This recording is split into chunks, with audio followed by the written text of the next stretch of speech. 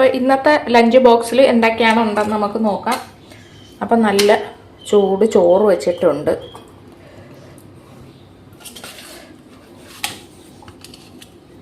നല്ല ആവി പറക്കുന്ന ചൂട് ചോറ്.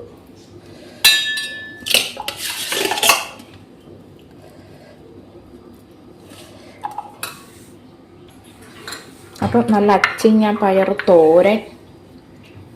തോരൻ വെച്ച് കൊടുക്കാം.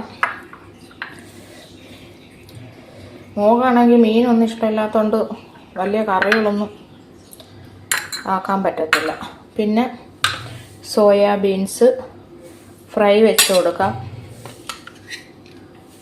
സോയാബീൻസ് ഫ്രൈ വെച്ച് കൊടുത്ത് പിന്നെ നമ്മുടെ കൊഞ്ച് മൂപ്പിച്ചത് 4-5 കൊഞ്ചേ ഉണ്ടായിരുന്നുള്ളൂ. അപ്പോൾ മോക്ക് വേണ്ടി അങ്ങ് മാറ്റി വെച്ചതാണ്.